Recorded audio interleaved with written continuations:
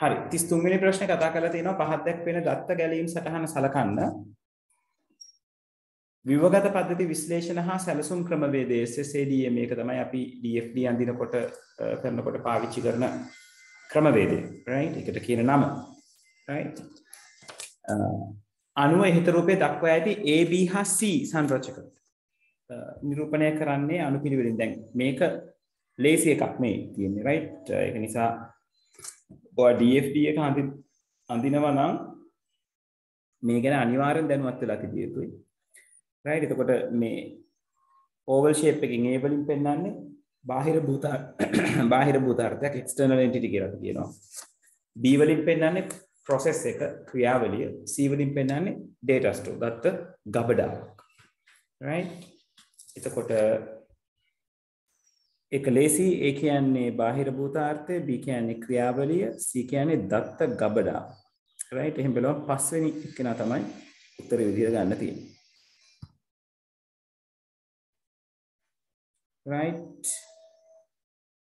එතකොට ඔය දේවල් ගැන පොඩ්ඩක් සැලකිලිමත් වෙන්න ළමයි right මොකද ඔය බේසික් දේවල් DFD වලට අදාළව 34 වෙනි ප්‍රශ්නේ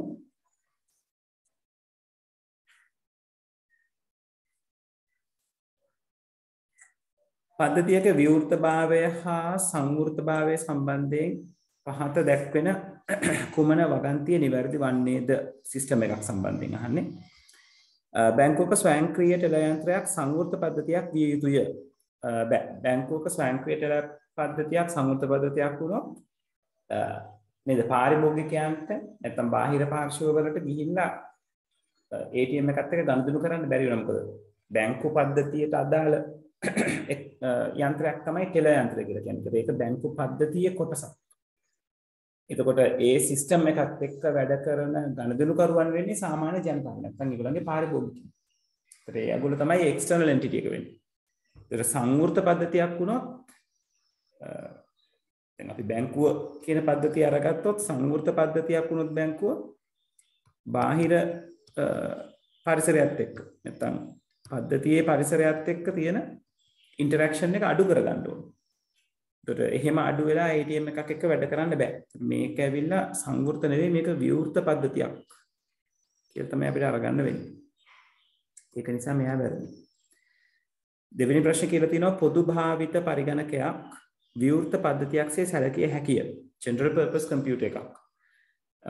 ඔව් general purpose computer එකක් අපිට විවෘත පද්ධතියක් ලෙස සලකන්න පුළුවන්. මොකද ඒකට පරිශීලකයා සම්බන්ධ වෙන එක එයා ඉන්ටරැක්ට් කරන එක එතකොට ඉන්පුට්ස් එළියෙන් අරන් එන්න පුළුවන් රයිට් ඒක නිසා ඒක නිවැරදි උත්තරයක් විදිහට අපිට අරගන්න පුළුවන් තුන්වෙනි එකේ කියලා තියෙනවා මිනිස් රුධිර සංසරණ පද්ධතිය විවෘත පද්ධතියක නෑ මිනිස් රුධිර සංසරණ පද්ධතිය සංවෘත පද්ධතියක් හදවතයි ශිරා සහ ධමනි ටික සම්බන්ධ වෙච්ච බාහිර පරිසරය හා සම්බන්ධ නොවෙච්ච බොහොම ඉන්ටරැක්ෂන් බොහොම අඩු පද්ධතියක් තමයි මිනිස් රුධිර සංසරණ පද්ධතිය කියලා කියන්නේ. ජංගම දුරකථනය ආයත් සංවෘත පද්ධතියක් නෙවෙයි විවෘත පද්ධතියක්. මොකද අපි බාහිර පරිසරයත් එක්ක ගනුදෙනු කරනවා ජංගම දුරකථනය හරහා.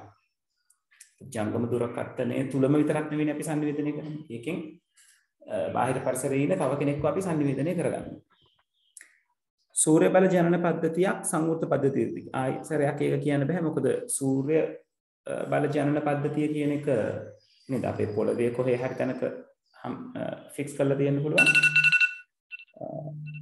ඒකට හිරුවැලිය කියන එක හම්බෙන්නේ පරිසරයෙන් ඒ පද්ධතියට අදාළව තියෙන පරිසරයෙන් රයිට් එතකොට සූර්යයා කියන එක්කෙනා පද්ධතියෙන් පිටත කෙනෙක් එයාගෙන් තමයි ඉන්පුට් එක හම්බෙන්නේ සංවෘත පද්ධතියක් නම් අපි කියනවා ඉන්පුට්ස් පද්ධතිය තුලම නිෂ්පාදනය වෙලා ලැබෙන අතර අවුට්පුට්ස් ටික පද්ධතිය තුලටම හම්බ වෙනවා කියනවා. රයිට් බාහිර පරිසරයත් එක්ක තියෙන ඉන්ටරැක්ෂන් එක බොහොම අඩු කරනවා. ඒක නිසා නිවැරදි උත්තරේ විදිහට අරගන්න වෙන්නේ 2 නේද? රයිට් ඊළඟට 36 වෙනි ප්‍රශ්නේ කතා කරන්න කියලා කියනවා. ඔව් 36 වෙනි ප්‍රශ්නේදී අපිට දීලා තියෙනවා සම්බන්ධතා කීපයක් tables කීපයක් ඒකේ programmer client project workflow කියන ස්කීමාස් ටික තියෙනවා. right? ඒතර පහත වගන්ති පහසඳහන් වගන්ති සලකා බලන්න. දැන් මෙතන මේ දෙන ලද ඕනෑම අවස්ථාවකදී මේ වැඩ ටික කරගන්න ඕගලන්ට මේ ස්කීම් එක දිහා බලාගෙනත් ප්‍රශ්නෙට උත්තරේ හොයාගන්න පුළුවන්. හැබැයි වඩා හොඳයි මේ ස්කීම් එක දිහා බලාගෙන ඕගලන්ට ER එක ඇඳ ගන්න පුළුවන්. right? එතකොට programmer කියන කෙනාට programmer ID, programmer name, gender, NIC, mobile number, degree, university name කියන ටික තියෙනවා. right? client ID, client name, address, telephone number තියෙනවා. project එකට project ID, project name, client ID, start date, end date, cost. work for එකේ programmer ID, project ID, start date and end date. right? එතකොට අපි හිතුවොත් මේක අරගෙන තියෙන්නේ ER diagram එකකින් කියලා. right? කියන්නේ හිතලා ලියපු දෙයක් නොවේයි කියලා අපි හිතුවොත් අපිට පේනවා work for කියන කෙනාගේ programmer ID එකයි project ID එකයි දෙකම primary key එක වෙලා තියෙනවා. එතකොට programmer ID එක primary key එක වෙන එක entity එකක් තියෙනවා programmer, project ID එක primary key එක වෙන එක entity එකක් තියෙනවා එයා project. ඒතර මෙහෙම අවස්ථාවක් ඕගලන්ට එන්නේ many to many relationship එකක. programmer කියලා entity එකක් වෙනම වෙනවා, project කියලා entity එකක් වෙනම වෙනවා. ඒ දෙක අතර many to many relationship එකක් නම් තියෙන්නේ.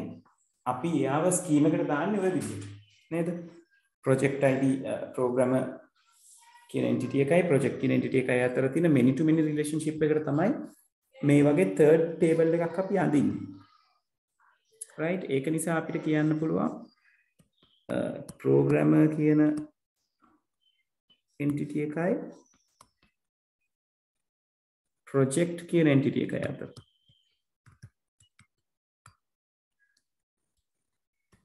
තියෙන relationship එක many to many relationship එක.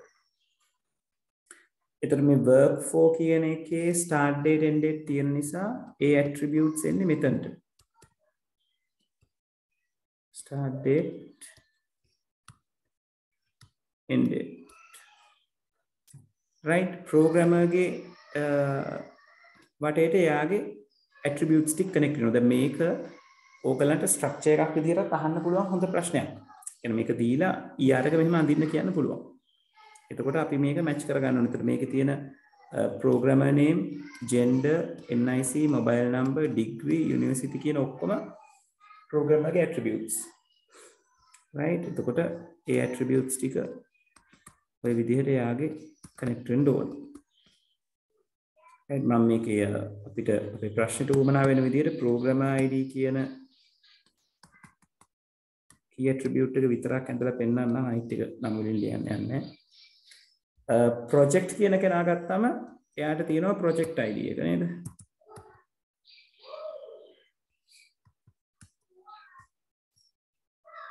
right? project ID එක තියෙනවා. ඊට අමතරව මෙයාගේ project name, start date, end date, cost ඔන්න ඔය ටික තමයි මෙයාගේ entities වෙන්නේ. මෙන්න මෙතන තියෙන මේ client ID කියන එක client කියන entity එකේ primary key එක. ඒ කියන්නේ project කියන scheme එකේ client ID කියලා කියන්නේ foreign key එකක්. එතකොට මෙහෙම මාරුවක් කරගන්න පුළුවන් වෙන්නේ client සහ project අතර සම්බන්ධයක් තියෙන නිසා. හැබැයි අපිට මේ සම්බන්ධය one to one the one to many ද කියන එක අනිවාර්ය කරලා කියාගන්න විදිහක් නැහැ. මොකද one to one වුණොත් මේ රිලේෂන්ෂිප් එක one to one වුණොත් කැමැති ප්‍රයිමරි කී එකක් අනිත් පැත්තේ ස්කීම් එකට කොපි කරන්න පුළුවන්. හැබැයි මෙයා one to many වුණොත් පැහැදිලිවම project side එකට many පැත්තේ යන්න ඕනේ. ඇයි අපි එහෙම කියන්නේ? one to many relationship එකක client ID කියන එක one side එකේ තියෙන primary key එක many side එකට අනිවාර්යෙන් copy කළ යුතුයි. ඒතර one to many වුණොත් පැහැදිලිවම client පැත්ත one. right? ඒතර මේගොල්ලෝ එක්ක one to many නැත්නම් one to one. කොහොම කරත් client ගේ පැත්තට එන්නේ one, ප්‍රොජෙක්ට් එක පැත්ත තමයි many හෝ one කියන තැන අපිට හිතා ගන්න බැරිකම තියෙනවා. right? ඒතර ඔය විදිහට තමයි ER diagram එක මේකේ manage වෙන්න පුළුවන් වෙන්නේ. හරි. ඕක ඇඳිච්ච විදිහ clearද ළමයි?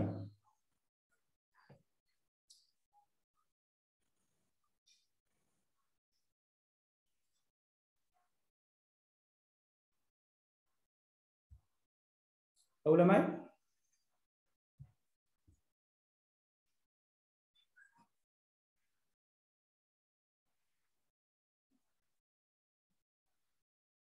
right. හරි. එහෙමනම් දැන් බලමු ප්‍රශ්න ටිකට උත්තර. ඒකේ අහලා තියෙනවා දෙන ලද ඕනෑම අවස්ථාවකදී එක් ක්‍රමලේඛකයෙකු වැඩිමනක් ලෙස එක් ව්‍යාපෘතියක වැඩ කරයි. ඒ කියන්නේ එක ක්‍රමලේඛකයෙකු වැඩිමනක් ලෙස කියලා කියන්නේ උපරිම වශයෙන් එක ව්‍යාපෘතියක තමයි වැඩ කරන්නේ කියලා. ඒතර ප්‍රෝග්‍රෑමර් සහ ප්‍රොජෙක්ට් අතර තියෙන්නේ many to many relationship එකක්. ඒක විස්තර වෙන්නේ කොහොමද? එක ප්‍රෝග්‍රෑමර් කෙනෙක් ප්‍රොජෙක්ට් ගොඩක වැඩ කරන්න පුළුවන්. එක ප්‍රොජෙක්ට් එකකට ප්‍රෝග්‍රෑමර්ස්ලා ගොඩක් ඉන්න පුළුවන්. right? එතකොට මේ කියන ප්‍රකාශය වැරදි වෙනවා. මේක කියන්නේ එක ක්‍රමලේඛකයෙකු වැඩිමනක් වශයෙන් එක ව්‍යාපෘතියක වැඩ කරයි කියන. ඒක වැරදි. එක ක්‍රමලේඛකයෙකුට ව්‍යාපෘති ගොඩක වැඩ කරන්න පුළුවන්. ඒක නිසා අපිට ඒ වැරදි උත්තරයක් කියලා ගන්න වෙන්නේ. එතකොට ඒ තියෙන උත්තර අස් වෙනවා. කියන්නේ ඒ උත්තරේ තියෙන්න බෑ. කියන්නේ ඒක අස් වෙනවා. 4 අස් වෙනවා. ඊළඟට B එකේ කියනවා එක් ක්‍රමලේඛකයෙකු දෙන ලද ඕනෑම අවස්ථාවකදී එක් සේවාලාභියෙකු වෙත පමණක් අනියුක්ත කරයි. දැන් උතන ක්‍රමලේඛකයා සහ සේවාලාභියා අතර ඩිරෙක්ට් රිලේෂන්ෂිප් එකක් අපිට මේකෙන් හොයාගන්න බෑ. මොකද මේකේ තියලා තියෙන ඩීටේල්ස් වල අනුව ප්‍රෝග්‍රෑමර් ප්‍රොජෙක්ට් එකට සම්බන්ධ වෙනවා ප්‍රොජෙක්ට් එකට තමයි ක්ලයන්ට් සම්බන්ධ වෙන්නේ.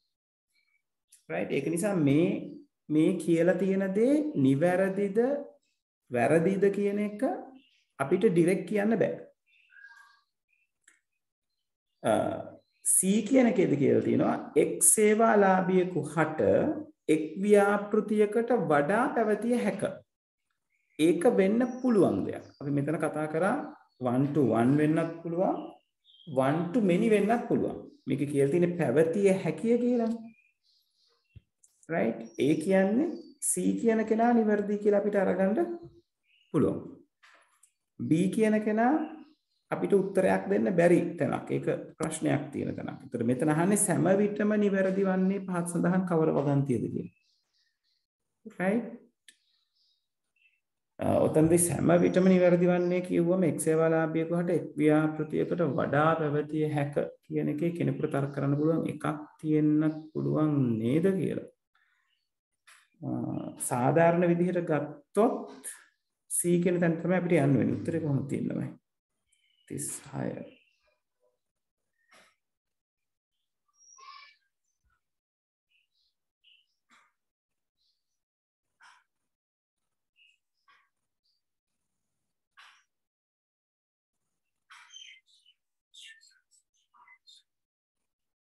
තුන කියලා තියෙන්නේ. ඕගන් තුන කියන්නේ ඔව් C පමණයි.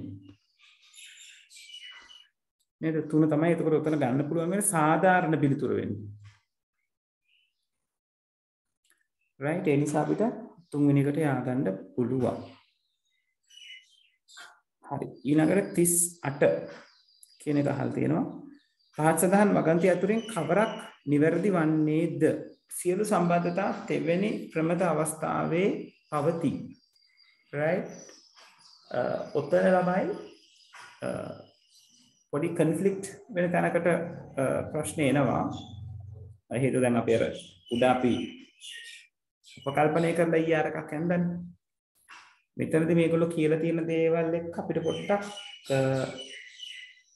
හිතලා බලන්න වෙනවා ඒක ඇත්තටම ඒ තැනට යනවද කියන එක. right? ඒක කියලා තියෙනවා සියලු සම්බන්ධතා තෙවැනි ප්‍රමත අවස්ථාවේ පවතී. ප්‍රෝග්‍රෑමර් හැරුණු විට අනෙකුත් සියලු සම්බන්ධතා තෙවැනි ප්‍රමත අවස්ථාවේ පවතී. ඒ වගේම ක්ලයන්ට් හැරුණු විට, ප්‍රොජෙක්ට් හැරුණු විට, වර්ක් ෆ්ලෝ හැරුණු විට අනිකුත් සියලු සම්බන්ධතා තෙවැනි ප්‍රමත අවස්ථාවේ පවතී. right එතකොට මේකේ තියෙන details ටික ගැන අපි හිතලා බැලුවොත් ආයෙසරයක්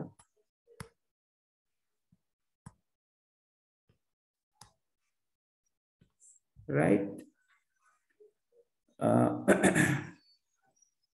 අපි යට ඉඳලා අරගත්තොත් work for කියන කෙනාගේ තියෙන primary keys දෙකයි start date end date කියන දෙන්න right ඒක start date end date කියන දෙන්න ආරම්භක දිනය සහ අවසාන දිනය කියලා අපිට අරගන්න වෙන්නේ එතකොට programmer කෙනෙක් project එකක වැඩ කරන ආරම්භක දිනය සහ අවසාන දිනය කියන එක. එතකොට start date end date කියන දෙන්න මේ දෙකම මත රඳා පවතිනවා කියන එක අපිට පිළිගන්න පුළුවන් තර්කයක්. ප්‍රෝග්‍රෑමර් කෙනෙක් ප්‍රොජෙක්ට් එකකට සම්බන්ධ වෙන දිනේ නැත්නම් ප්‍රොජෙක්ට් එක ආරම්භ කරන දිනය එයාගේ සේවාව සහ අවසන් කරන දිනය. ඒක නිසා work for කියන එකේ අනවශ්‍ය විදිහේ repeat වෙන columns නැහැ. ඒක නිසා පළවෙනි ප්‍රමත අවස්ථාව qualify වෙනවා. සියලුම non primary keys ඒ කියන්නේ මේ කියන non primary keys primary key එක මත fully dependent right සහ transitive dependency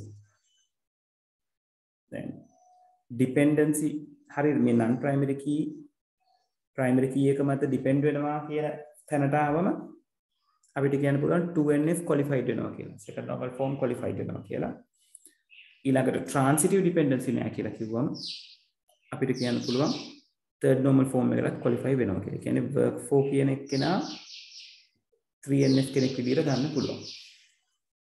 right ඊළඟට project ID එක ගත්තොත් project එක ගත්තොත් ඒකේ project ID project name client ID start date end date cost. එතකොට මේකේ client ID කියන කෙනා විශේෂයි ඒ කොල්ල foreign keys හදාගන්න හුවමාරු කිරීමක් කරපු දෙයක් විතර තියෙන්නේ. ඒක හැරුණම project name start date end date cost. ඒ project එකකට නමක් තියෙනවා project එකේ ආරම්භක දිනය. දැන් මෙතන කතා කරන්නේ project එකේ ආරම්භක දිනය ගැන. right මොකක් හරි ව්‍යාපෘතියක් පටන් ගන්න දවස. පහළ start date කියලා කතා කරන්නේ යම් ව්‍යාපෘතියකට ප්‍රෝග්‍රෑමර් කෙනෙක් තමන්ගේ සේවාව ලබා දීමට ආරම්භ කරන දවස. ප්‍රොජෙක්ට් එකේ start date එක, ප්‍රොජෙක්ට් එකේ end date එක, ප්‍රොජෙක්ට් එකේ cost එක. ඒ බැලුවම ප්‍රොජෙක්ට් එකට අදාළව තියෙන දේවල් තමයි project name, start date, end date, cost කියලා කියන්නේ. client ID ගැන අපි උතෙන්දී වද වෙන්නේ නැහැ. මොකද client ID foreign key එකක් විදිහට එතන තියෙන නිසා.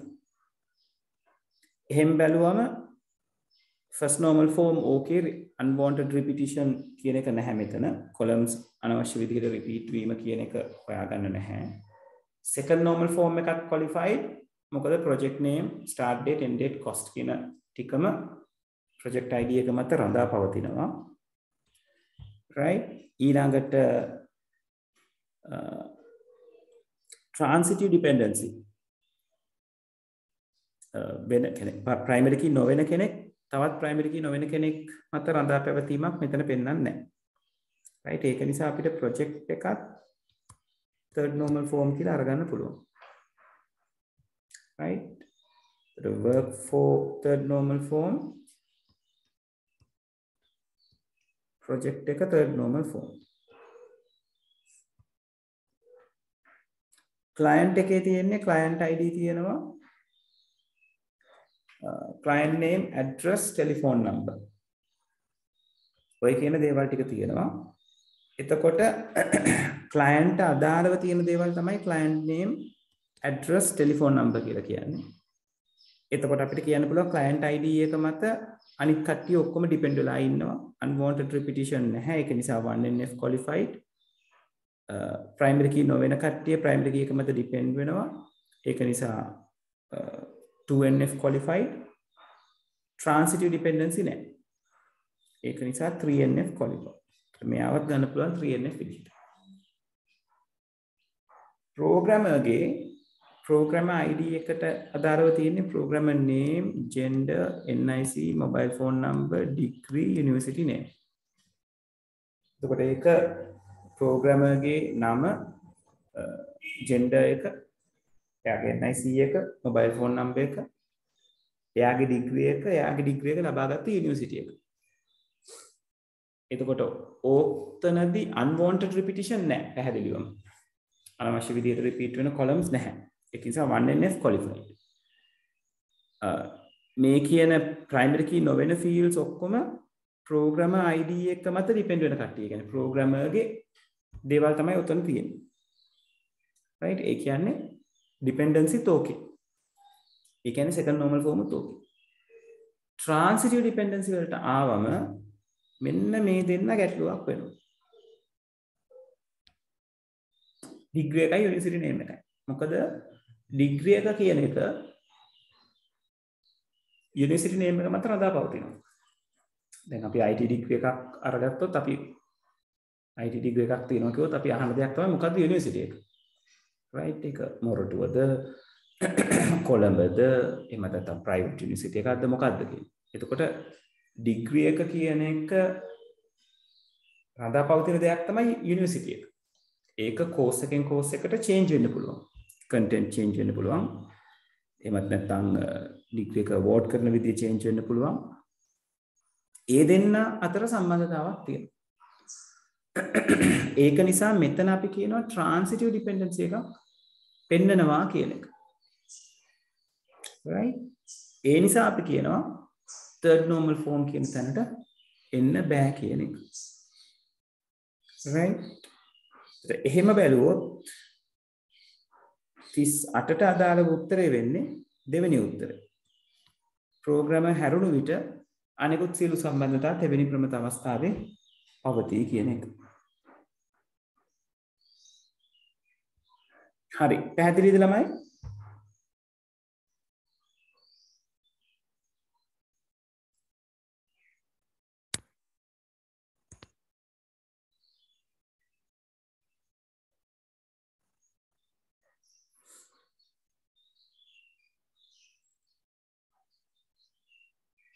ඔව් ළමයි පැහැදිලිද?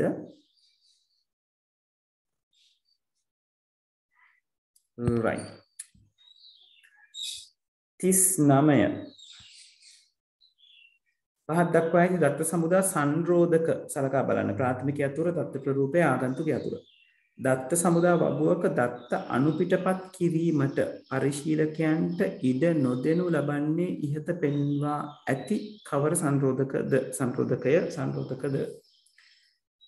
ඩුප්ලිකේට් වෙන එක. ඩුප්ලිකේට් වෙන එක පැහැදිලිවම නතර කරනවා ප්‍රයිමරි කී එකෙන්. right? ඒකට කියන්නේ A කියන එක උත්තරේ තියෙන්න ඕනේ. ඒකට A කියන කෙනා උත්තරවල නැත්තම් ඒ උත්තර දෙක අස් වෙනවා. ඊළඟට data type එක කියන එක data duplicate වෙන්න බලපාන දෙයක් නෙවෙයි. integer හරි මොකක් හරි දාන data type එක duplicate වීම වළක්වන එකක් නෙවෙයි. ඒක නිසා B කියන කෙනා මෙතනට එන්න බෑ. B කියන්නේ වැරදි උත්තරයක්. එතකොට B අස් වෙනවා.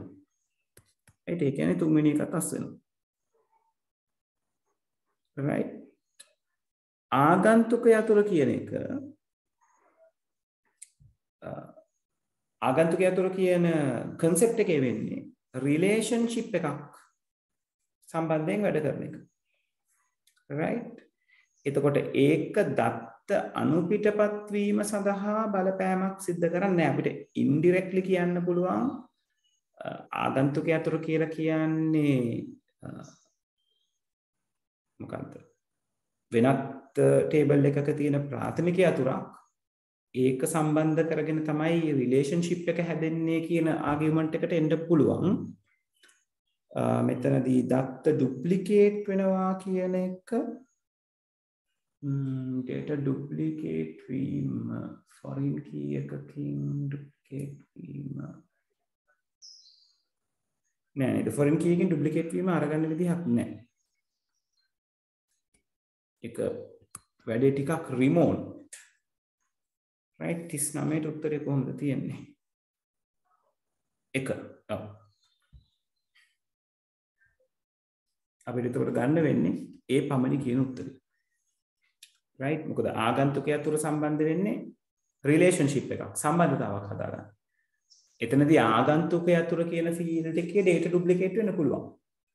කියන්නේ ආගන්තුකයා තුර විදිහට වැඩ කරන දැන් foreign key එක විදිහට වැඩ කරන දැන් foreign key එක implement කරගන්න primary key එක වෙන තැනදී data duplicate වෙන්න බෑ පැහැදිලිවම. එතනදී බලපාන්නේ ප්‍රාථමිකයා තුර කියන constraint එක. right? ඒක නිසා එක තමයි උත්තරේ විදිහට ඔක අරගන්න වෙන්නේ. හරි. ඊළඟට 40. ඔව් 40ටයි 41ටයි මේ වගු ටික පාවිච්චි කරන්න කියලා තියෙනවා. delete from item යන SQL වගන්තිය ක්‍රියාත්මක කළ විට දත්ත සමුදා කළමනාකරණ පද්ධතිය මගින් පහත කුමන ක්‍රියාව සිදු කරයිද? දැන් delete from කියන කෙනා පාවිච්චි කරන්නේ table එකක තියෙන දත්ත මකන්න. table එකේ structure එකට බලපෑමක් කරන්න බෑ. right? වෙන විදිහකින් කියනවා නම් table එක මොනම විදිහකින්ම delete කරන්න බෑ delete from statement එක පාවිච්චි කරලා. ඒකට අපි drop table එක පාවිච්චි කරන්න ඕනේ. delete from එකෙන් කරන්න පුළුවන් වෙන්නේ දත්ත ඔක්කොම ටික මකලා දාන්න පුළුවන් අවශ්‍ය නම්. දැන් ඇත්තට මේ කියලා තියෙන SQL core එකට අදාළව delete from item කියලා කිව්වොත් දත්ත ටික සම්පූර්ණයෙන් item කියන table එකෙන් මැකිලා යනවා. මොකද මතක ඇති අපි delete statement එක ගැන කතා කරනකොට කතා කරා delete කියන කතාව කියනකොට දත්ත සම්පූර්ණයෙන් මකන්න අවශ්‍ය නැත්නම් අනිවාර්යෙන් where කියන statement එක පාවිච්චි කරන්න. පාවිච්චි කරලා හරියටම specify කරන්න කොතන දත්තයද මැකෙන්නේ කියන එක. දැන් මෙතන එහෙම කොතන දත්තයද මැකෙන්නේ කියන එක කියලා නැහැ. කියලා තියෙන්නේ delete from item. item කියන එකෙන් data ටික delete කරන්න. right? එතකොට වෙන්නේ item කියන table එකේ තියෙන සියලුම දත්ත මැකිලා අස් වෙනවා. right? එතකොට උත්තරේ වෙන්නේ පරිශීලකට ලොප් කිරීමට අවශ්‍ය කරන උපලැකියාන තෝරා දෙන ලෙස දන්වා සිටි. එහෙම දන්වන්නේ නැහැ. item වගේදී සියලු උපලැකියාන ලොප් කිරීමට සිදුවේ. ඔව්. ඔක්කොම records ටික delete කරනවා. ඒක තමයි හරි උත්තරේ වෙන්නේ. item වගුව drop කරන්නේ නැහැ. ඒකට drop table ඕනේ.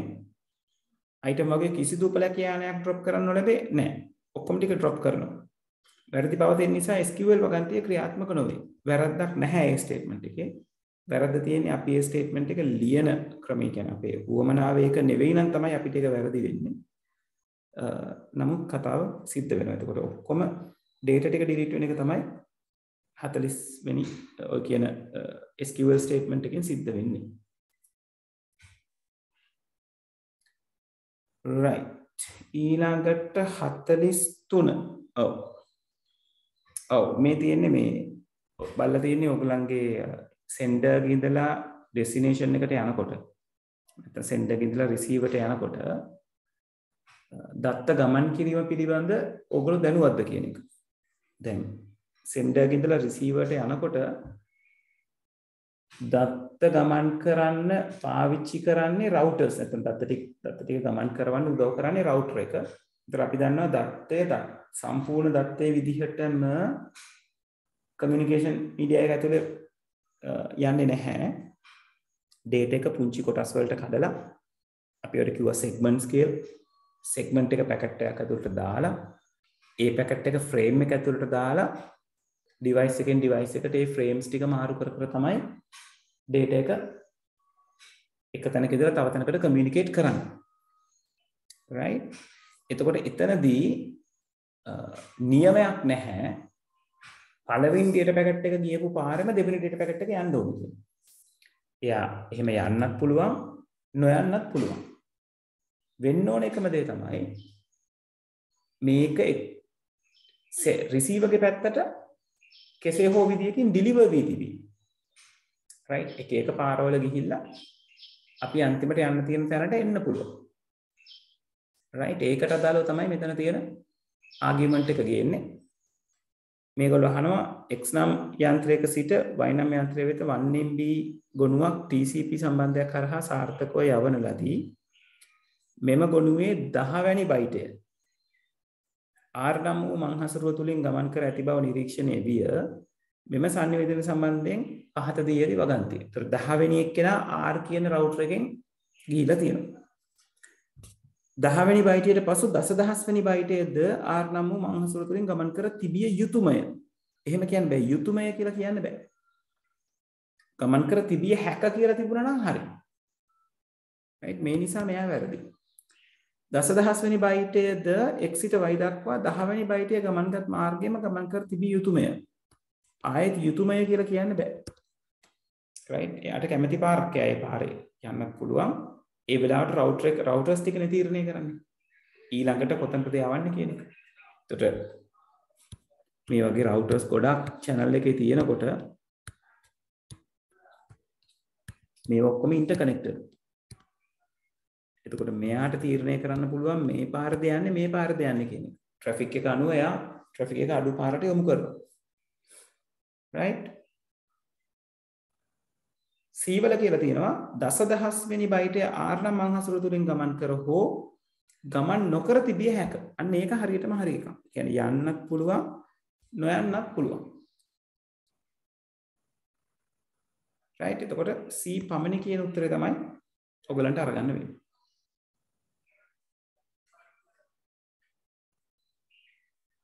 හරි right 44 දැන් මේ වගේ ගානක් පේපර් එකේ අනිවාර්යෙන් එනවා right hand trace කරන්න. එතකොට ඒකට ඔයගොල්ලෝ ලෑස්ති පිට සිටිය යුතුමයි. right එතකොට 44 කේ අහලා තියෙනවා මෙම Python කේතය සම්බන්ධයෙන් පහත වගන්ති සලකා බලන්න. ඒ තුල විවරණයක් පවතී. නිවැරදි එක අහන්නේ. ඔව් විවරණයක් තියෙනවා මේ තියෙන කමෙන්ට් එක. right ඒ කියන්නේ යා හරි ශ්‍රිතයක අර්ථ දැක්වීමක් ඒ තුල අඩංගු වෙයි. ඔව් def කියන කීවර්ඩ් එකෙන් පටන් අරගෙන ගිහිල්ලා තියෙන ස්ටේට්මන්ට් එකක් තියෙනවා. ඒතර එයා තමයි ශ්‍රිතයක අර්ථ දැක්වීම ඩෙෆිනිෂන් එක කියලා කියන්නේ. ඒ කියන්නේ ඒකත් හරි. කිසිදු තේරීමක් ඒ තුල අඩංගු නොවේ. if condition එක කියලා කියන්නේ selection condition එකක්. එතකොට මෙයා තේරීමක් ඒතකොට අඩංගු නොවේ කිව්වොත් වැරදි. අඩංගු වේ. කිසිදු පුනර්කරණයක් ඒ තුල අඩංගු නොවේ. ආයෙත් සැරයක් for කියන්නේ iteration structure එකක්. ඒ කියන්නේ iteration එකක් අඩංගු වෙනවා. නොවේ කිව්වොත් ආයෙත් මේක වැරදි. right එතකොට A හා B පමණි කියන උත්තරයට තමයි ඔතෙන්දී යන්න වෙන්නේ.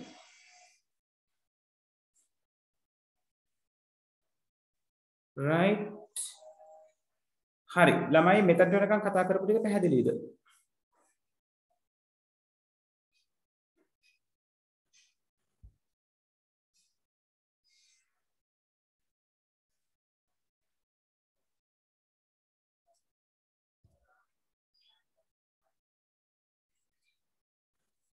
right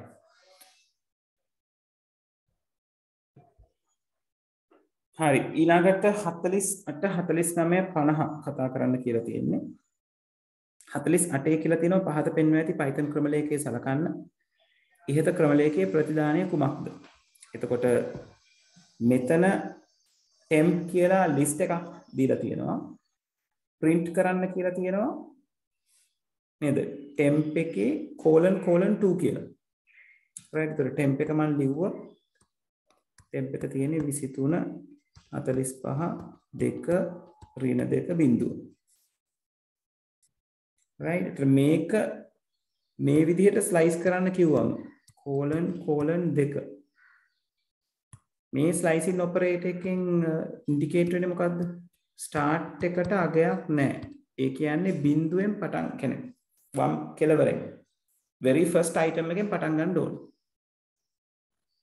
right ඒ කියන්නේ බිංදුව කියන ඉන්ඩෙක්ස් එකෙන් පටන් ගන්න ඕනේ. end එකක් කියලා නැහැ. ඒ කියන්නේ list එකේ අග අන්තිම item එක දක්වා යා යුතුයි. හැබැයි step එකක් කියලා තියෙනවා. step එක කියලා තියෙනවා. දෙකෙන් දෙකට යන්න කියලා තමයි කියලා තියෙන්නේ. ඒ කියන්නේ මෙයා 23න් පටන් ගන්නවා. ඊට පස්සේ 2 කියන තැනට යනවා. ඊට පස්සේ බිංදුව කියන තැනට යනවා. ඒ නිසා ඔයගොල්ලන්ගේ උත්තරේදී 23 2 බිංදුව කියන ටික ලිස්ට් එකක් ආකාරයෙන් නිරූපණය වෙනවා. ස්ලයිසින් ඔපරේටර් එකේදී විතරක් මතක තියාගන්න අවුට්පුට් එක එන්නේ තව ලිස්ට් එකක් විදිහට. right? එතකොට 23 2 බිංදුව කියන උත්තරේ තමයි හරි උත්තරේ විදිහට අපිට ගන්න තියෙන්නේ. 3 49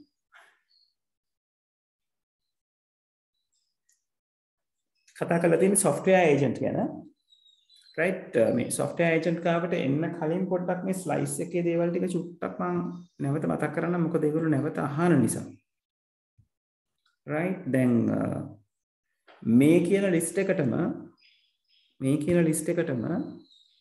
මම කිව්වොත් මෙන්න මේ විදිහට slicing operator එක දුන්නොත්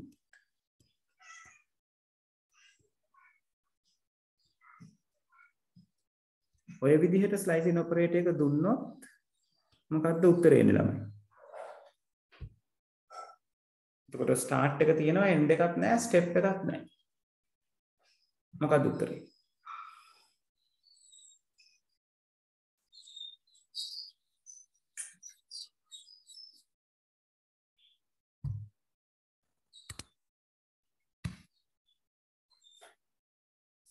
ඔව් guess කරන්න බලන්න.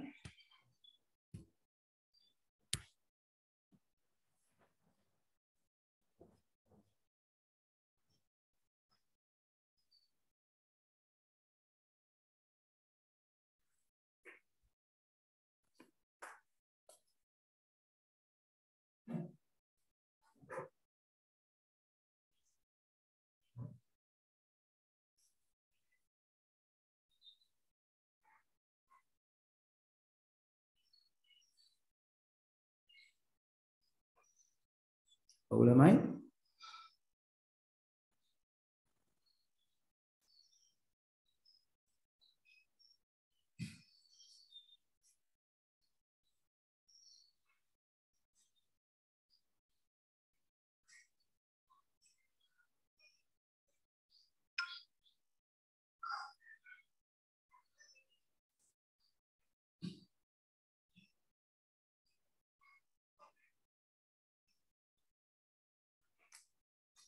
ඔව් ළමයි. මොකක් වේද output එක? එක colon කියලා තිබුණොත් slice operator එක කියන්නේ කොහොමද? ආරම්භ කරන්න තියෙන තැනින් ආරම්භ කරන්න. එතකොට මේකේ එක කියලා කියන්නේ කොහෙද? indexes ටික එන්න ඕනේ නේද? බිංදුව 1 2 3 4 කියන indexes තමයි ඔකේ තියෙන්නේ. එතකොට එක colon කිව්වොත් එකෙන් පටන් ගන්න කියලා තියෙන්නේ. කියන්නේ 45න් පටන් ගන්න ඕනේ. right? එතකොට output එක දෙන්නේ 45 end එකක් කියලා නැහැ.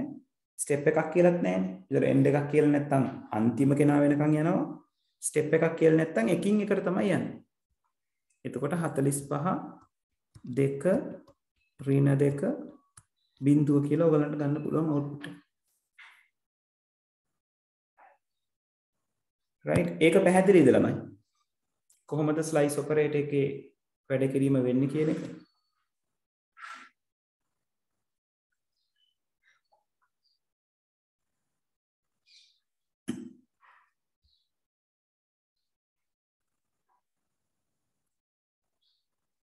ඔව් ළමයි.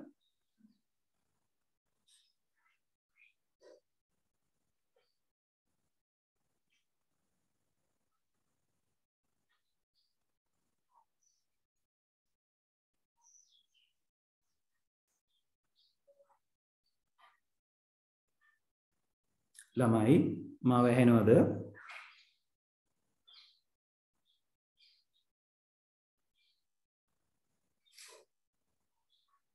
alright. හරි මේ කියප එක තේරුණාද? එහෙම නැත්නම් ආයෙ කියලා දෙන්න ඕනද?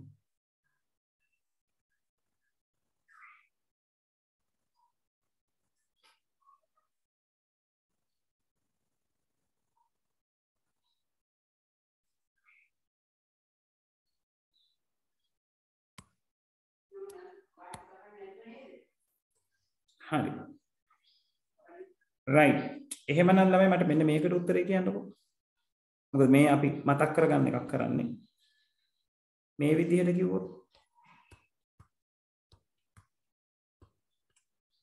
හරි ඔහොම කිව්වොත් මොකක්ද උත්තරේ වෙන්නේ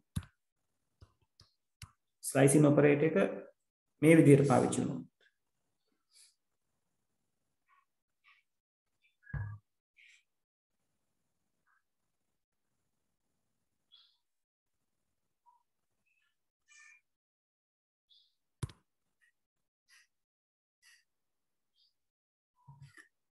රිද්මා අපි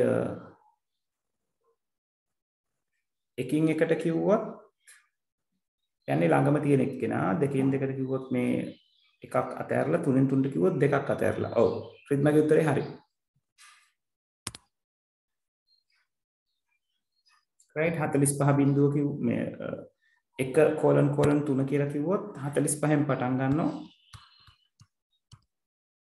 ඊට පස්සේ දෙක අයිති වෙන්නේ නැහැ ඍණ දෙක අයිති කරගන්නෙත් නැහැ තුන්වෙනි එක්කෙනා තමයි ගන්න බිංදුව right මම මේක මෙහෙම කිව්වොත්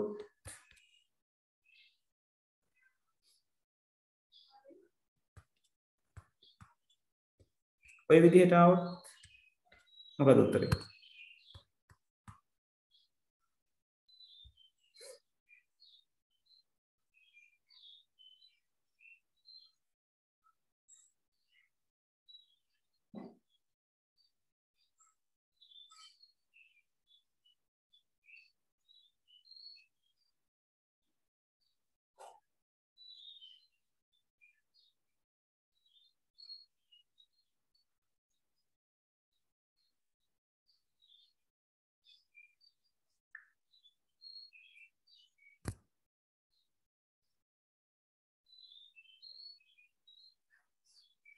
අවුලමයි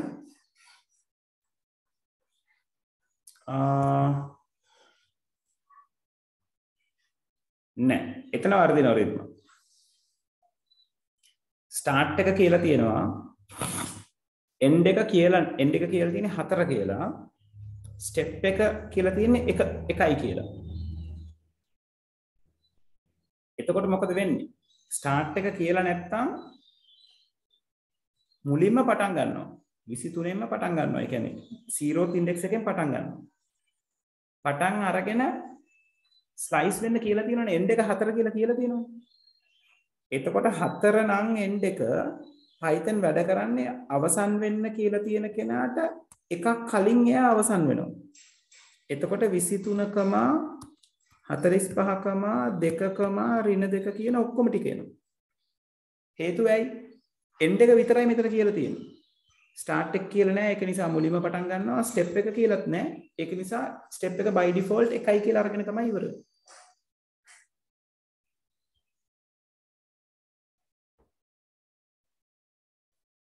right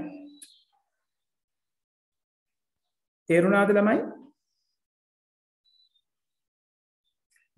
රිද්මාට තේරෙනවද මේකේ ස්ටාර්ට් එකට අගයක් දීලා නැහැ කියලා ඒක නිසා රිද්මා ලිස්ට් එකේ මුල ඉඳලම පටන් ගන්නවා ඒ කියන්නේ 23 කියන තැනින්ම පටන් ගන්නවා එන්ඩ් එක දීලා තියෙන්නේ පුතේ 4 කියලා 4 කියන්නේ 4 වෙනි ඉන්ඩෙක්ස් එක right ඒ කියන්නේ මෙයා ඒ කියන්නේ බිංදුවෙන් පටන් අරන් 4 වෙනකන් ස්ලයිස් කරන්න කොහොමද ස්ලයිස් කරන්න කියන්නේ ස්ටෙප් එකක් දීලත් නැහැ ස්ටෙප් එක දීලා නැත්නම් by default 1යි කියලා ගන්න. ඒ කියන්නේ 23 ඉඳලා 23 කිව්වොත් වැරදි. බිංදුව කියන ඉන්ඩෙක්ස් එකේ ඉඳලා 3 වෙනි ඉන්ඩෙක්ස් එක වෙනකම්. 4 කිව්වම 3ෙන් තමයි නතර වෙන්නේ. ඒක නිසා end එක 4 කිව්වොත් බිංදුවේ ඉඳලා 3 වෙනි ඉන්ඩෙක්ස් එක වෙනකම් එකින් එකට අයිටම්ස් ටික පෙන්නන්න.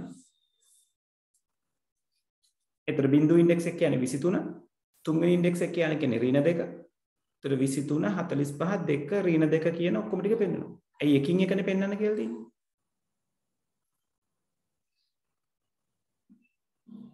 ක්ලියර්ද රිද්මා? හරි. හරි මෙහෙම දුන්නොත්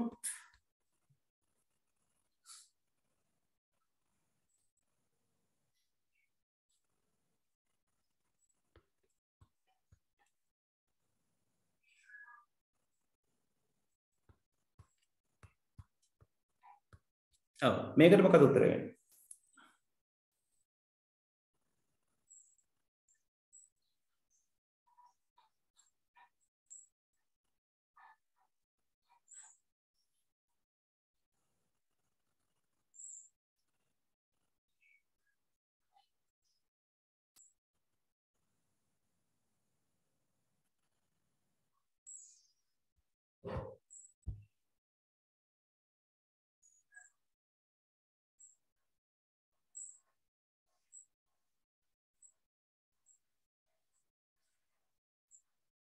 ඔන්න කලබල වෙනවා.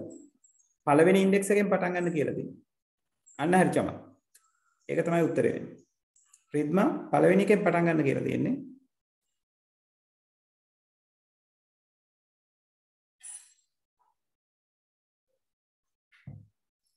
right එතකොට පළවෙනි ඉන්ඩෙක්ස් එක කියන්නේ මොකද්ද? අන්න හරි. ඒක තමයි රිද්මා උත්තරේ. 45න් පටන් ගන්නවා. ඒක තමයි පළවෙනි ඉන්ඩෙක්ස් එක. හතරවෙනි එක තමයි එන්ඩින් එක. ඒ කියන්නේ 3 වෙනකන් යන්න ඕනේ. දෙකෙන් දෙකට. එහෙනම් 45ට පස්සේ දෙක අරගන්න නෑ, රිම දෙක අරගන්න. 45න් පස්සේ තියෙන පළවෙනි අයිටම් එක නෙවෙයි දෙවෙනි අයිටම් එක අරගන්න. right? හරි. ඒතර ඔය ළමයි පොසිටිව් ස්ටෙප් එකක් එක්ක. ඕක නෙගටිව් ස්ටෙප් එකකින් අරගන්නත් පුළුවන්. right? නෙගටිව් ස්ටෙප් එක වැඩ කරන්නේ කොහොමද? නෙගටිව් ස්ටෙප් එක වැඩ කරනවා රිවර්ස් එකට දේවල් ටික ගන්න. right? මම ඒක මෙතන එක්සිකියුට් කරලම් පොඩ්ඩක් පෙන්නන්නම්. මොකද මේ සමහර ලාට එක මාත් පටල ගන්නවා.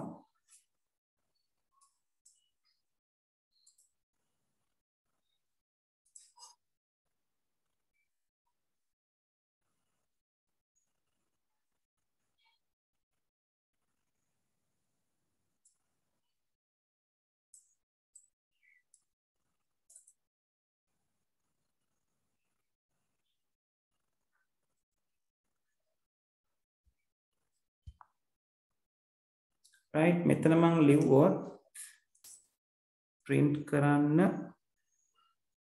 a ගේ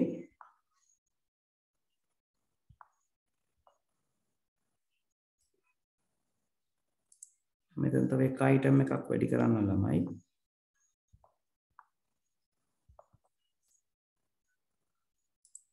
right මම මේක දෙනවා double colon minus 1 කියලා.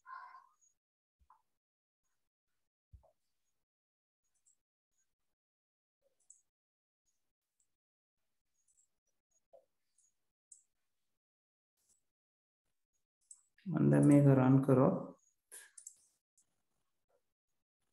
වෙනවද? output එක එන්නේ 40 30 20 10 කියලා. ඒ කියන්නේ step එක ඍණ 1යි කියලා දුන්නොත් පිටිපස්සේ ඉඳලා 40 30 20 10 කියන පැත්තට තමයි එන්නේ. ඕකට හේතුව තමයි මේ list එකේ right positive index වගේම negative indexes උත් තියෙනවා. negative indexes තියෙන්නේ කොහොමද? මෙතන ඍණ 1, මෙයා ඍණ 2, මෙයා ඍණ 3.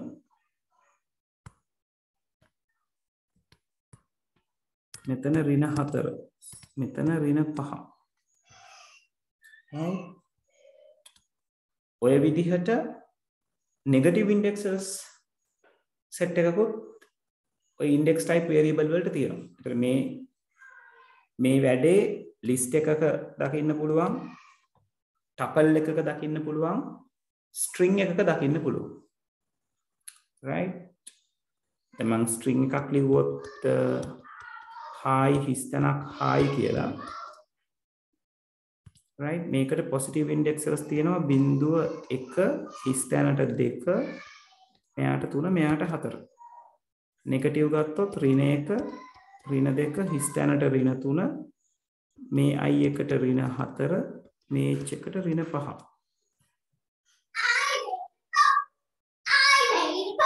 oh that's nice Suzu. That's very nice. I made a bow by myself. That's very nice Suzu. well done. right එතකොට minus index එකක් දුන්නොත් වෙන්නේ list එක සරල විදිහට පිටිපස්සට යන එක. right දැන් ඔයගොල්ලෝ මේ උදාහරණයට අදාළවම ලියා ගන්නවා කියලා හිතුවොත් double colon -1 කියලා දුන්නොත් ඔයගලන්ට output එක එනවා 0.2,-2,45,23 right හැබැයි ළමයි මෙන්න මේ තැන විශේෂයි මම දැන් කිව්වොත් මේ output එක මේ slice කරන එක මෙහෙම slice කරන්න කියලා ඔන්න බලන්න මම මෙතන කියනවා 0.3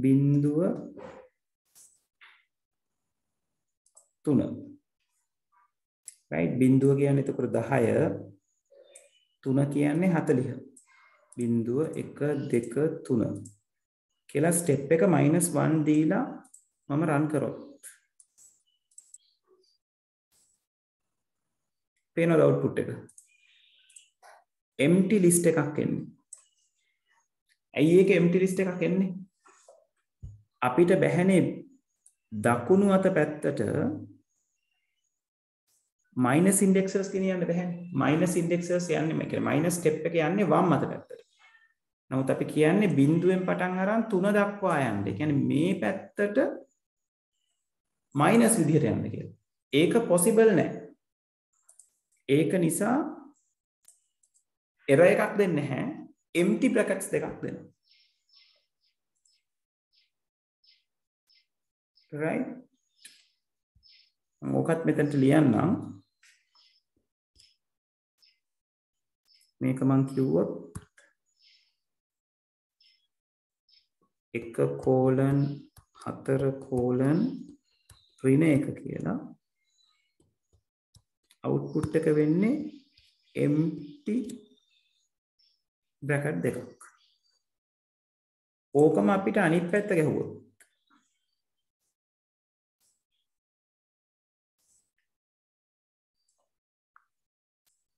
මේක 3 මෙයා බිඳුවක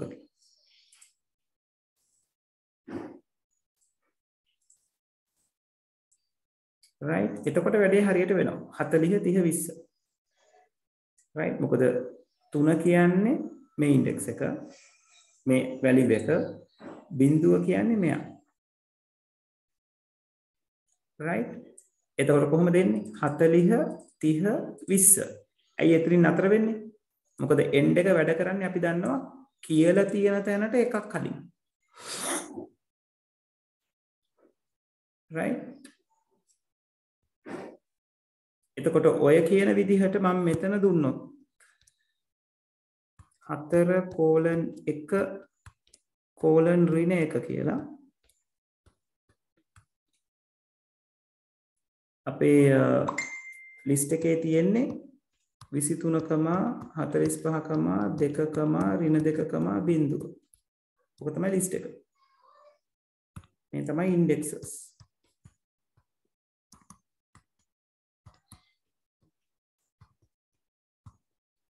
මොකක් වෙයිද මෙයාගේ උත්තරේ? 4:1:1 කියලා දුන්නොත්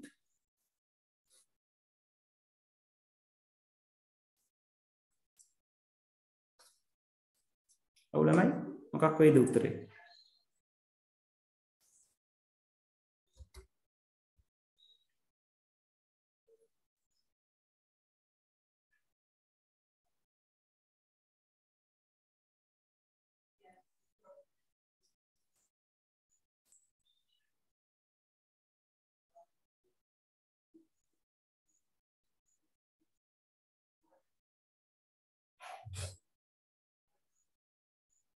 අවුලමයි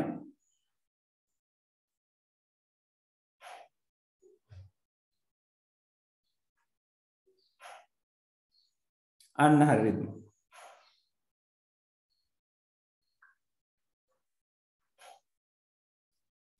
right හරියට හරි මොකද වෙන්නේ 4න් පටන් ගන්නවා එක තමයි ending එක තියෙන්නේ ඒ කියන්නේ 4න් පටන් අරන් 2 වෙනකන් තමයි යන්නේ right ඒ කියන්නේ 0.2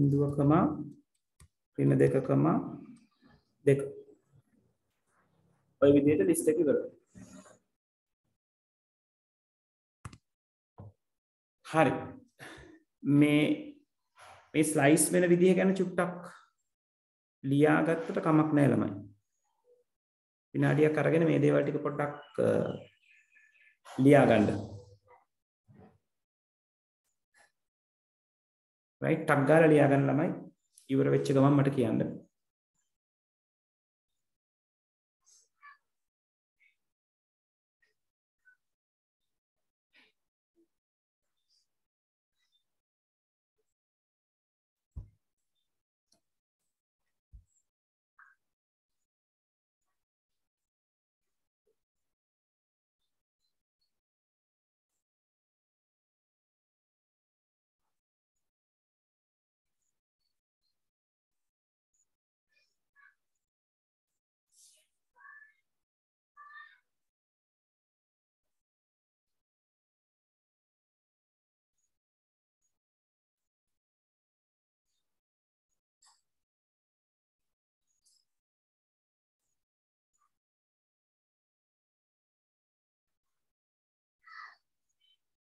ළමයි ඉවර වෙච්ච ගමන් කියන්න.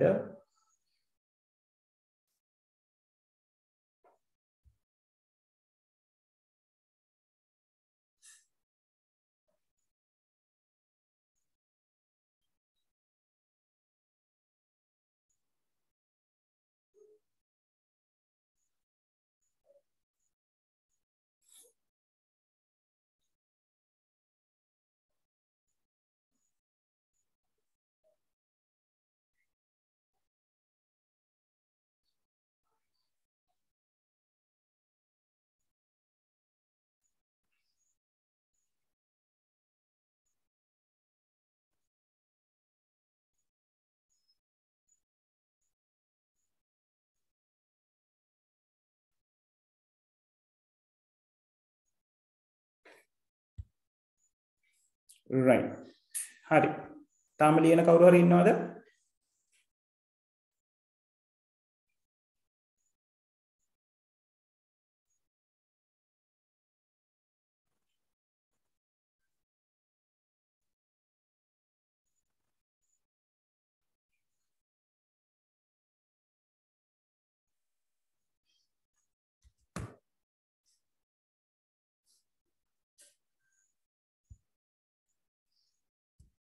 හරි right 49 50 කතා කරන්න තියෙනවා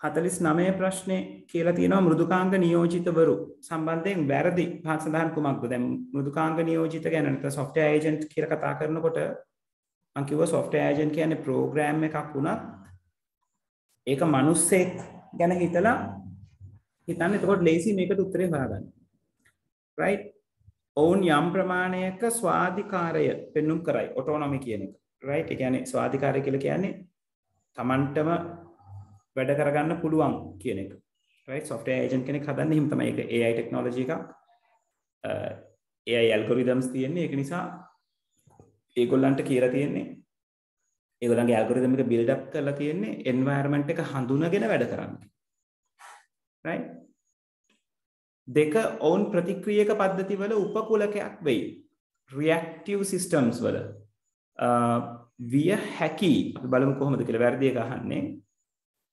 ඉලක්කගත චර්යාවන් පෙන්눔 කිරීමේ හැකියාව සම්බන්ධයෙන් ඔවුන් ප්‍රකීය වේ. ඔව් ප්‍රකීය කියලා කියන්නේ proactive. ඒතර goal directed behavior එකක් තමයි ඒගොල්ලන්ට තියෙන්නේ. කියන්නේ ඒගොල්ලන්ට වැඩක් කියලා තිබ්බොත් නිතර මේගොල්ලෝ වැඩේ achieve කරන්න තමයි බලන්නේ. e-commerce website එකකට දාලා ඉන්න software agent කෙනෙකුට කිව්වොත් ඔයා e-commerce website එක පාවිච්චි කරන usersලා බලන්නේ මොනවද කියලා බලලා ඊළඟ වතාව වෙනකොට ඒගොල්ලන්ට මේ දේවල් තව වැඩිපුර පෙන්වන්න කියලා කිව්වොත් එයා නිතරම බලන්නේ ඒ කාර්යය මොකක් හෝ විදිහකට achieve කරන්න. එතකොට පළවෙනි වතාවේ user ඇවිල්ලා මොන හරි බලලා ගියාම ඒක ට්‍රැක් කරගන්න software agent මොකද කරන්නේ ඊළඟ වතාවේ එයා එනකොට එයා කලින් වතාවේ බලපු දේවල් ඉන්ට්‍රෙස්ට් වෙලා තිබ්බ දේවල් වලින් තව items එයාට පෙන්නනවා. ඒතර ඒක proactive කියලා අපි කියනවා. එන්න කලින් ලෑස්ති වෙලා සිටීම. right? ඊළඟට විද්‍යුත් වාණිජ්‍ය ඔවුන්ගේ ප්‍රධාන යෙදුම් ක්ෂේත්‍රයක් වේ. ඔව්. එතකොට මේ එක අපිට පැහැදිලිවම හරි කියන්න පුළුවන්, දෙක පැහැදිලිවම හරි කියන්න පුළුවන්, හතර පැහැදිලිවම හරි කියන්න පුළුවන්. බහුනියෝජිත පරිසරයකදී ඔවුන් සෑම විටම එකමුතු වෙයි. මෙන්න මේක සෑම විටම කියන වචනේ වැඩේ අවුල් කරලා තියෙනවා. සෑම විටම එකමුතු වෙන්නේ නැහැ. මේකේ ඉන්නවා ಜಾති දෙකක්. එකක් එකමුතුව වැඩ කරන කට්ටිය. අනික් කට්ටිය self oriented. තමන්ගේ ගෝල් කියන්නේ කට්ටියත් එක්ක වැඩ කරනවා. හැබැයි තමන් දිනන්න බලනවා. right? ඒ කියන්නේ race එක හැමෝම එකතු වෙලා දිනන්න බලන කට්ටිය ඉන්නවා. ඒගොල්ලෝ තමයි cooperative කියලා කියන්නේ. race එක තනියෙන් දිනන්න බලන අය ඉන්නවා. ඒගොල්ලන්ට කියනවා self oriented නැත්නම් self centric කියලා right. එතකොට සෑම විටම එකමුතුයි කියලා අපිට කියන්න බෑ. right. එතකොට පහ කියන එක පැහැදිලිවම වැරදි එකක්. ඒතර දෙක කියන එක ප්‍රතික්‍රියක පද්ධතිවල උපකුලකයක් විදිහට මෙයාව සලකන්න පුළුවන් කියන එක ඉවර්ධි උත්තරයක් විදිහට අපිට ගන්න පුළුවන්. right. එතකොට මේ කියන්නේ වැරදි ප්‍රකාශය පහ අපිට අරගන්න පුළුවන් වැරදි ප්‍රකාශයේ විදිහට.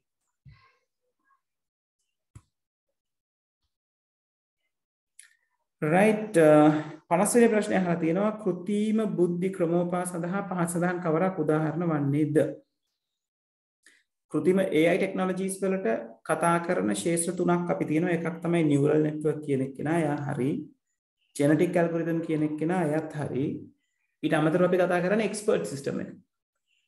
right. එතකොට ubiquitous computing කියන එක දැන් ඔයගොල්ලන්ගේ සිලබස් එකේ නැහැ. සහ එයා AI ටෙක්නොලොජිස් කියන පැත්තට එන්නේ නැහැ. එතකොට උත්තරේ වෙන්නේ A හා B පමණි කියන එක. right. 49යි 58යි. ඔව් 5 සහ 3 කියන උත්තර දෙක තමයි තියෙන්නේ. right. එතකොට ওই විදිහට MCQ පේපර් එක අවසානයක් වෙනවා. බලන්න 50න් කීයද කියලා ළමයි මට චුට්ටක් දැනුවත් කරන්න කීයද කියලා.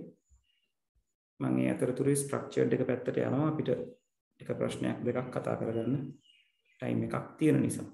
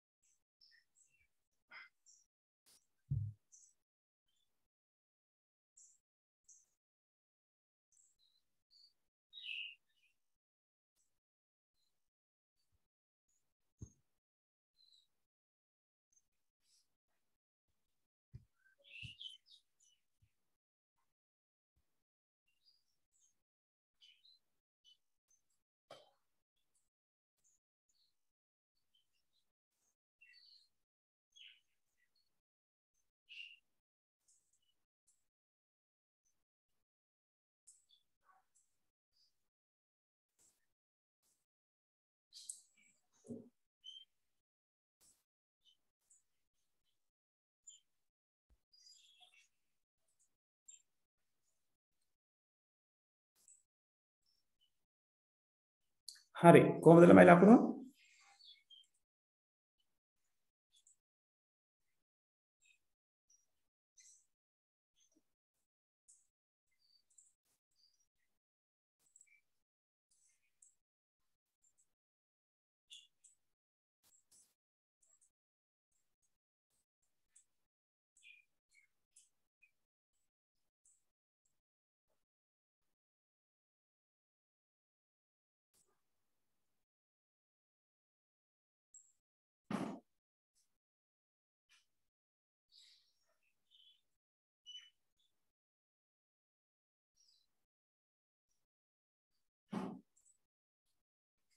ඔව් ළමයි ලකුණු තත්ත්වය කොහොමද?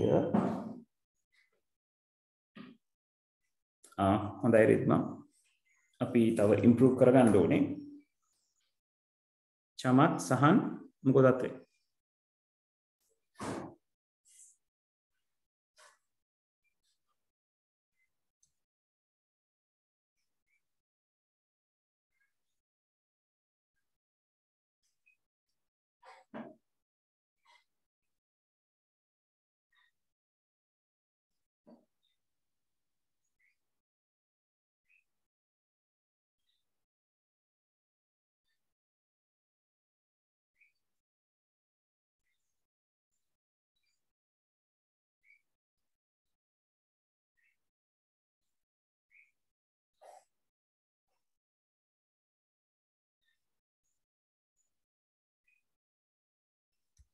right. හරි. චමත් සහන් මට හිමින්සර ලකුණු ටික කියන්න. මම ස්ට්‍රක්චර් එකේ පළවෙනි ප්‍රශ්නේ කතා කරන්න ගන්නවා. පළවෙනි එකේ එතකොට කතා කරලා තියෙන්නේ අවුට්පුට් එකක් දීලා තියෙනවා. ඒ අවුට්පුට් එකට ගැලපෙන විදිහට කෝඩ් එකක් දීලා තියෙනවා. කෝඩ් එකේ හිස්තැන් ටික පුරවන්නයි තියෙන්නේ. right. එතකොට මම මාකින් ස්කීම් එක පැත්තෙන් යන්නම්. වැඩේ ලේසියි එතකොට. right. මේ තියෙන ඔයගලන්ට පුරවන්න තියෙන තැන් ටික input type එක ගාව හිස්තැනක් තියලා තියෙනවා. එතනට එන්න ඕනේ text කියන වචනේ double quotes ඇතුලේ එන්න ඕනේ. right. ඒකට එක ලකුණක් දීලා තියෙනවා. ඊළඟට හිස්තැන් දෙකක් තියෙනවා. ඒකේ පටන් ගන්න තැන text area කියලා එන්න ඕනේ. ඉවර වෙන තැනත් text area කියලා එන්න ඕනේ. හිස්තැන් දෙක පිරෙන්න ඕනේ text area කියන එකෙන්. මේ දෙකම තියෙනවා නම් හරියට එක ලකුණයි. ඊළඟට value එකට send your message කියන වචනේ තියෙන්න ඕනේ S අකුර capital. ඉතිරි ටික ඔක්කොම simple වෙන්න ඕනේ.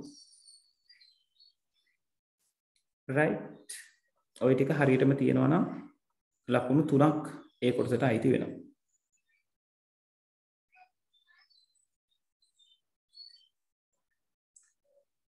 right. ඊළඟට B කොටසෙන් අහනවා පාසලක ඡායාරූපයක් අඩංගු වෙබ් පිටුවක් විදහාව කිරීම සඳහා නිවැරදි කාරක රීති භාවිතා කරමින් සුනිෂ්පන්න well formed HTML කේතයක් සංවර්ධනය කර ඇත. එහෙත් වෙබ් අතිරික්ෂව මගින් පාසලේ පින්තූරය විදහාව නොවන අතර ALT උපලක්ෂණය සඳහා පාට ලෙස ලබා දී තිබූ ස්කූල් පමණක් ප්‍රදර්ශනය වේ. මෙම චර්යා පැවැත්වීම සඳහා හේතු දෙකක්. එතකොට ඒ කියන්නේ මේක නේද ටිකක් වචනේ එහෙ මෙහෙ කරලා තියෙන්නේ නේද? සරලව කිව්වොත් අපි ඉන්සර්ට් කරලා තියෙන ඉමේජ් එක වෙබ් පේජ් එක බලනකොට පේන්නේ නැහැ. රයිට්. ඒකට හේතු දෙකක් අහන්න. එතකොට ඔයාගේ මේක කියලා තියෙනවා මේ නිවැරදි ඒ කියන්නේ කෝඩ් එකේ වැරද්දක් නැහැ කියලා. කෝඩ් එකේ වැරද්දක් නැහැ කියලා කියන්නේ සින්ටැක්ස් ටික ටැග්ස් ටික හරියට පාවිච්චි කරලා තියෙනවා. ඔයා ලියන්න ඕන නිවැරදි නීති රීති ටික පාවිච්චි කරලා තියෙනවා. හැබැයි නිවැරදි නීති රීති පාවිච්චි කරලා තිබ්බට දීපු ඉමේජ් එකේ නම දීලා තියෙන්නේ වැරදියට නම්. ඉමේජ් එක ලෝඩ් නොවෙන්න පුළුවන්. ඉමේජ් එකේ එක්ස්ටෙන්ෂන් එක වැරදියට නම් දීලා තියෙන්නේ ඉමේජ් එක ලෝඩ් නොවෙන්න පුළුවන්. ඒතර ඒවා මේ කාරක රීති දෝෂ නෙවෙයි. right. syntax errors වෙන්නේ නැහැ. syntax errors වෙන්නේ ඔයා ing tag එක පාවිච්චි කරන එකේදී im විතරක් කියලා තිබ්බොත් g එක කියන්නේ නැතුව. ඒවා syntax errors. right. ඊළඟට පින්තූරේ අදාළ බ්‍රවුසර් එකට සපෝට් නොකරන්න පුළුවන්. ඉමේජ් එක ඇක්සස් කරන්න තියෙන පාත් එක වැරදි විදිහට දීලා තියෙන්න පුළුවන්. right. පින්තූරේ කරප්ට් වෙලා තියෙන්න පුළුවන්. right. ඔය වගේ හේතු අපිට අරගන්න පුළුවන්. right. ඔය හේතු වලින් කැමැති දෙකක්.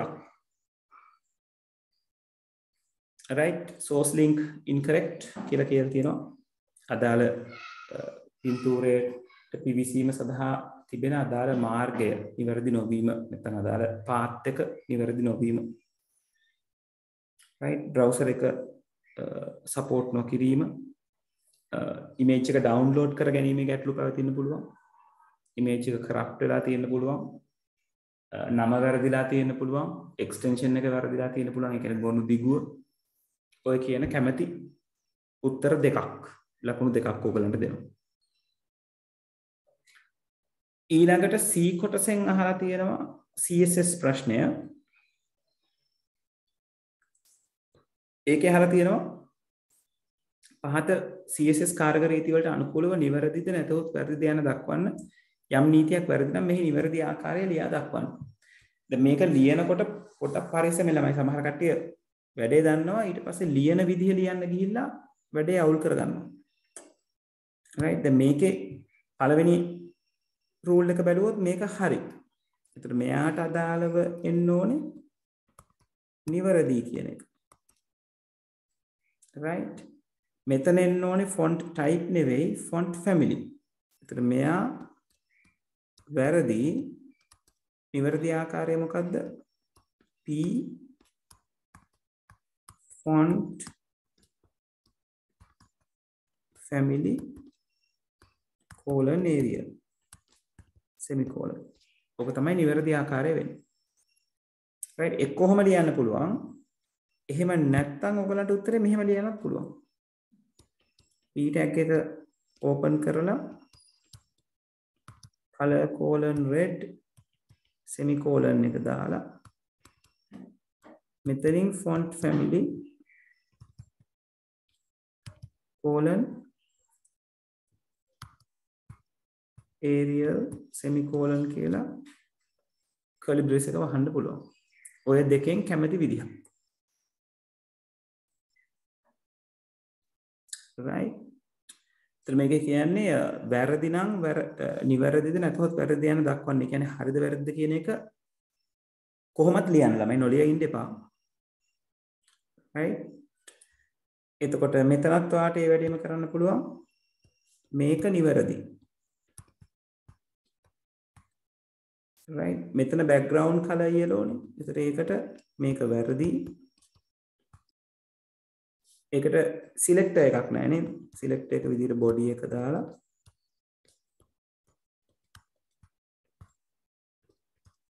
background color colon yellow semicolon. ඔය විදිහට ඉවර කරන්න පුළුවන්. මේ H1, H3 color blue කියන කෙනා නිවැරදි. මේකට අපි කියන්නේ grouping selectors කියලා. right එතකොට ඕක ලියනකොට එකයි මම කිව්වේ පරිස්සම් වෙන්න. හරි මාකින් ස්කීම් එකේ කියලා තියෙනවා පළවෙනි කෙනා incorrect කියනකොට එක ලකුණයි font family colon Arial කියලා ලියනකොට එක ලකුණයි. ඔක්කොම ටික එකේ ලියලා තියෙනවා නම් හරියට ලකුණු දෙකම ගන්න පුළුවන්. right incorrect කියලා කියනකොට එක ලකුණයි දෙවෙනි එකේ මේක ලියන්න පුළුවන් විදි දෙකක් තියෙනවා මම කිව්වා වගේ. අවශ්‍ය නම් එකම එකේ ලියන්න පුළුවන් නැත්නම් වෙන වෙනම ලියන්න පුළුවන්. right කෙසේ හෝ වේවා ඒක හරියට ලියලා වෙනන එකට එක ලකුණයි.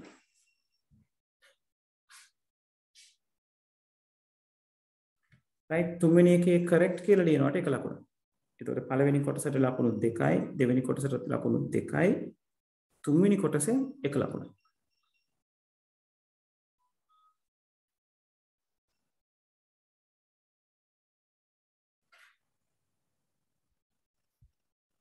right ලකුණු 10න් කීයද කියලා දාගන්න ළමයි එතනට.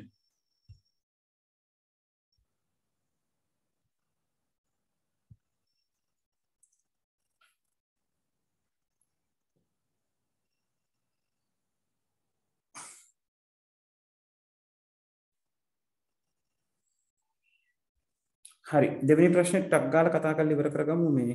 එතකොට වැඩි ඉවරයි පොඩි කොටසයි තියෙන්නේ. ඒකේ පළවෙනි එකේ අහලා තියෙනවා මේ නේද දෙකේ අනුපූර්ණ නිරූපණයක් නේ. 10 කියන එක්කෙනා කොහොමද මේ මේක ඩිවයිස් එකක් තියෙනවා ඒ ඩිවයිස් එකේ සංඛ්‍යා නිරූපණය වෙන්නේ දෙකේ අනුපූර්ණ ආකාරයට කියලා තියෙනවා ප්‍රතිඵලයේ දශමයේ ආකාරයට මුද්‍රණය වෙනවා කියලා කියලා තියෙනවා. ඒතර 10 නිරූපණය කරගන්නේ කොහොමද? දෙවෙනි එකේ 25 ඍණ 25 නිරූපණය කරගන්නේ කොහොමද කියලා අහලා තියෙන්නේ. ඒතර 10 නිරූපණය මේ විදිහට ලියලා තියෙනවට එක ලකුණයි.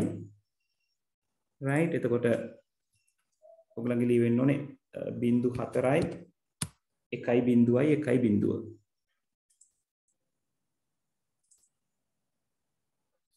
10 25 නිරූපණය කරන එක මෙතන ඍණ 25 කෙලින්ම නිරූපණය කරලා තියෙනවා කැල්කියුලේෂන් එක පෙන්නලා නැහැ. ඕගොල්ලෝ පෙන්නුවට ගැටලුවකුත් නැහැ. right එතකොට ධන 25 කොහොමද කියලා පෙන්නලා ඒකට එකක් එකතු වෙන විදිය පෙන්වන්න. right ධන 25 එන්නේ 0.3යි 1.1යි 0.1 right එතකොට මේක එක සැරයක් කම්ප්ලිමන්ට් වෙනවා 1.1.1.1.1.1 අපිට එකක් එකතු වෙනවා. එතකොට තමයි මේ උත්තරේ එන්නේ. right ඒකට එක ලකුණයි. ඊට පස්සේ තුන්වෙනි කොටසෙන් අහලා තියෙනවා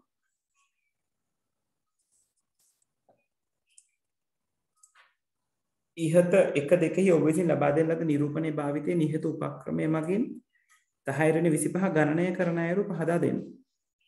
ඒතරක බොහොම සරලව උඩ ලියපු අංක දෙක එකතු කළ යුතුයි කියලා ලිව්වනම් උත්තරේ ප්‍රමාණවත්.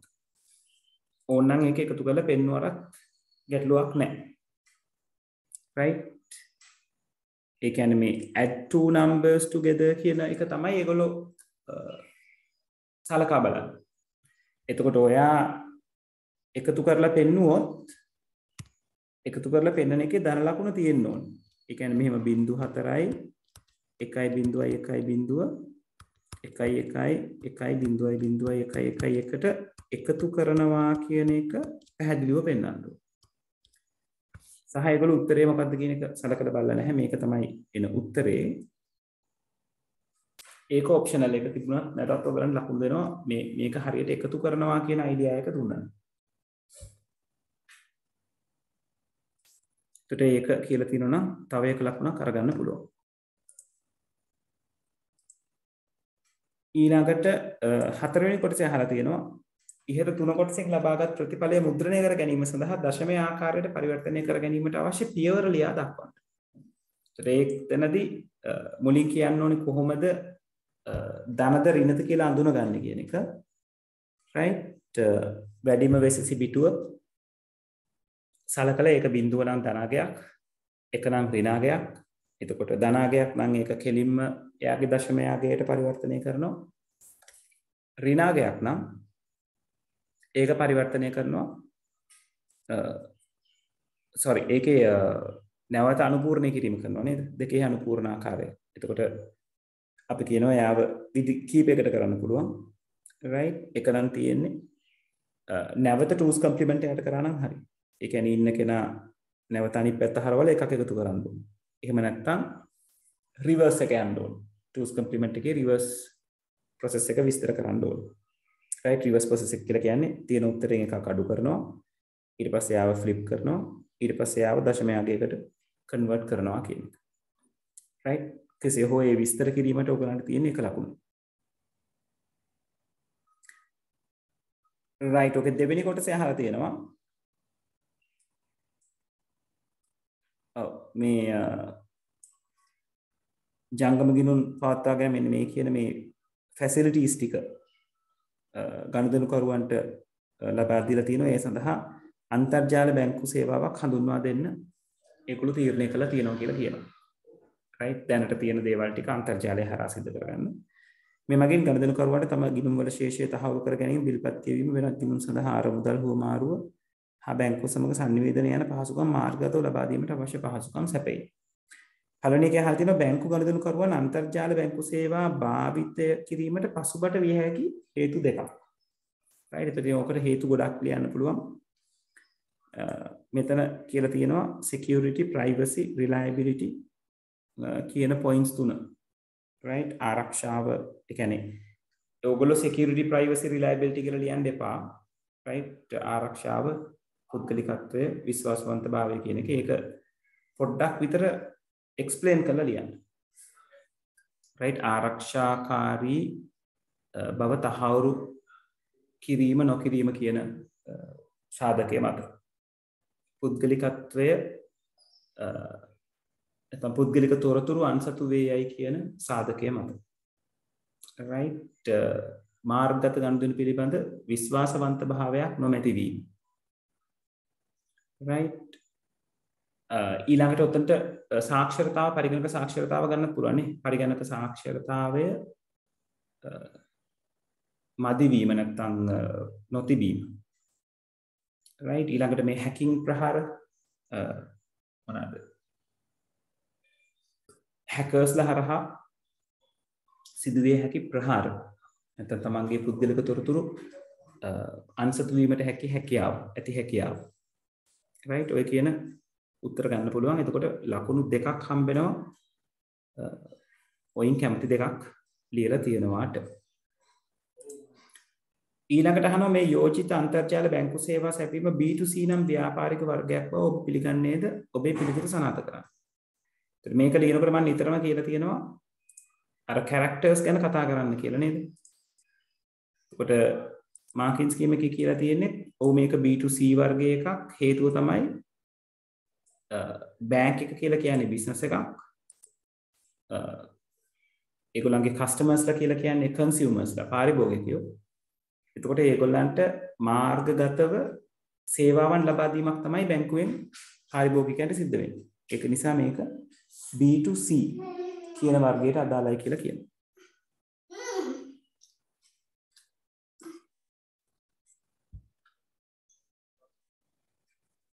right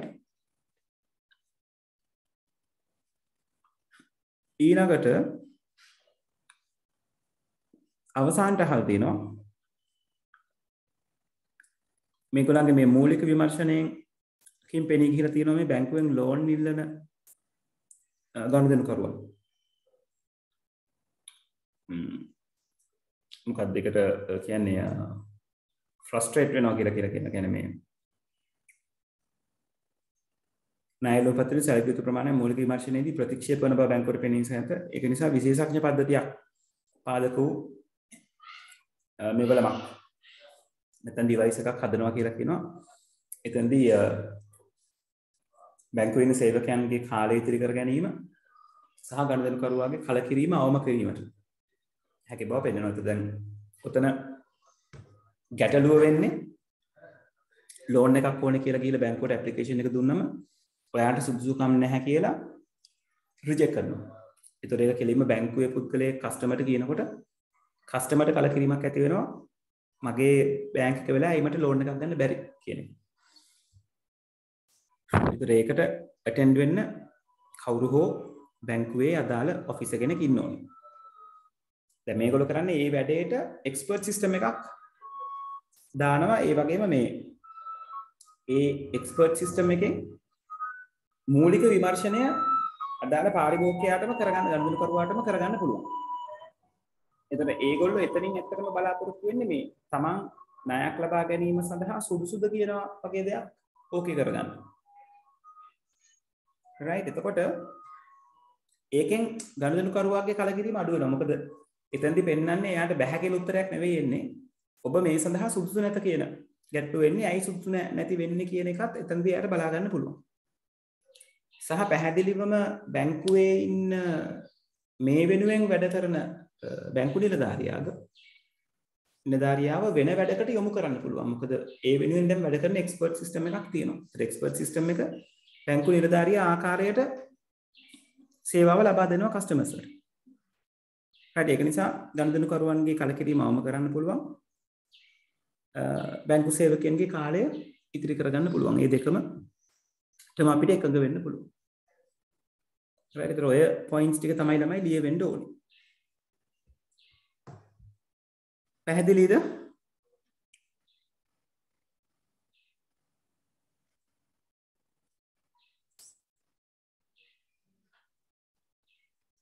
ළමයි පැහැදිලිද වැඩේ?